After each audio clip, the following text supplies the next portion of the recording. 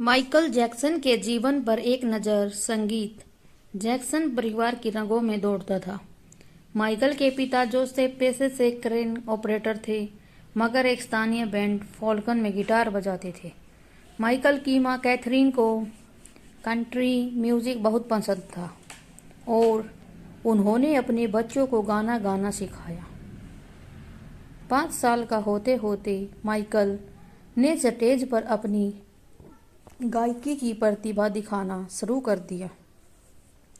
पिता के निर्देशन में अपने 4 बड़े भाइयों के साथ उन्होंने एक से एक नंबर प्रस्तुत कर संगीत की दुनिया में पदार्पण कर लिया था।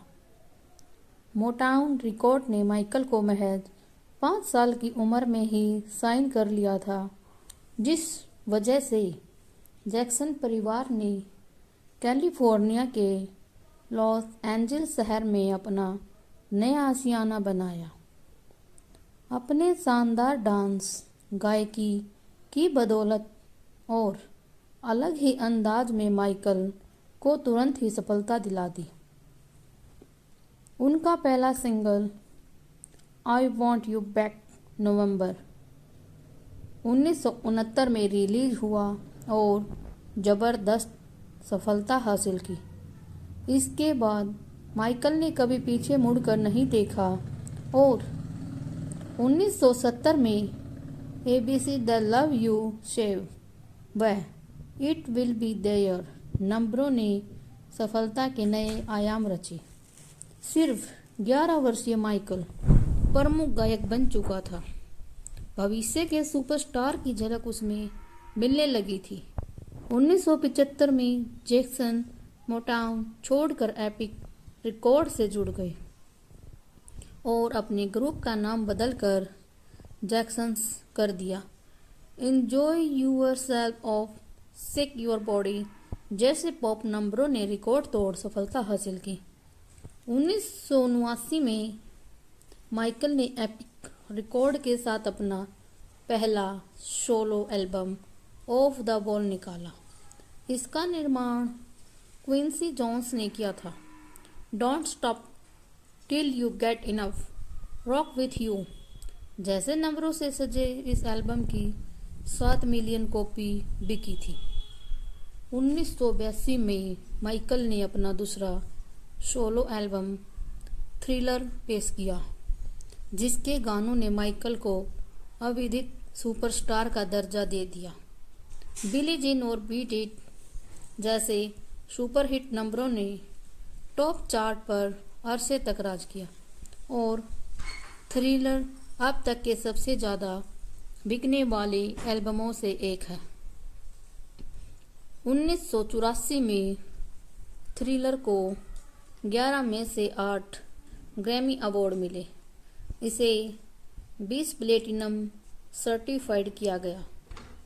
इसी साल पेप्सी के एक विज्ञापन के दौरान हुई घटना में माइकल के सिर पर बाल जल गए और उनकी खोपड़ी का कुछ भाग भी झुलस गया।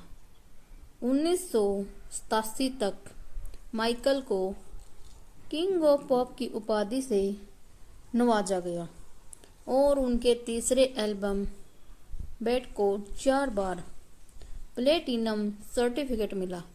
इसमें माइकल के 5 सिंगल थे।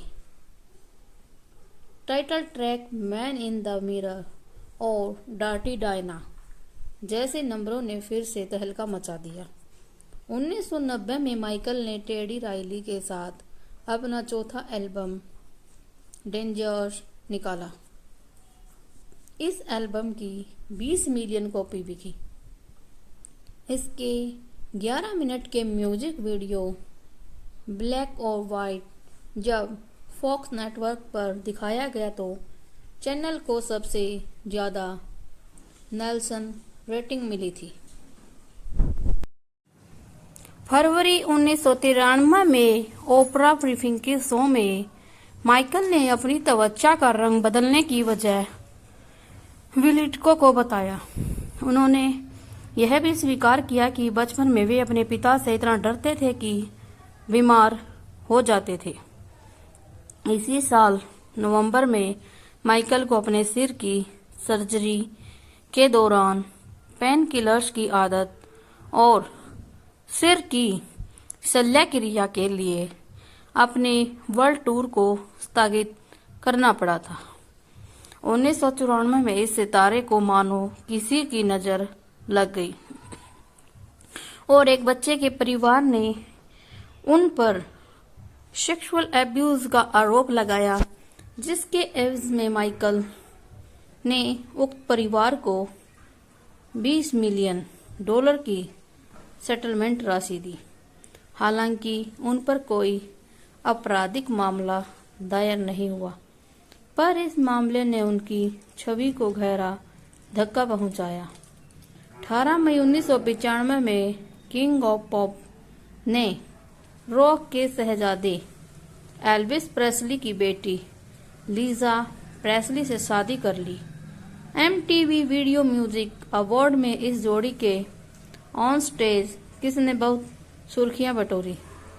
हालांकि यह जोड़ी सिर्फ 2 साल तक ही साथ रह पाई और 18 जून 1996 में माइकल और लीजा ने तलाक ले लिया। नवंबर 15 को माइकल ने अपनी नर्स डेबी रो से विवाह किया, जिसने प्रिंस माइकल जैक्सन जूनियर 1997 तथा पेरिस माइकल कैथरीन 3 अप्रैल 1998 को जन्म दिया।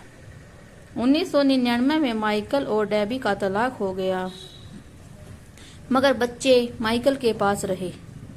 2001 में माइकल को rock and roll hall of fame में सोलो आर्टिस्ट का खिताब मिला, मगर उनका एल्बम इनविजिबल फ्लॉप साबित हुआ।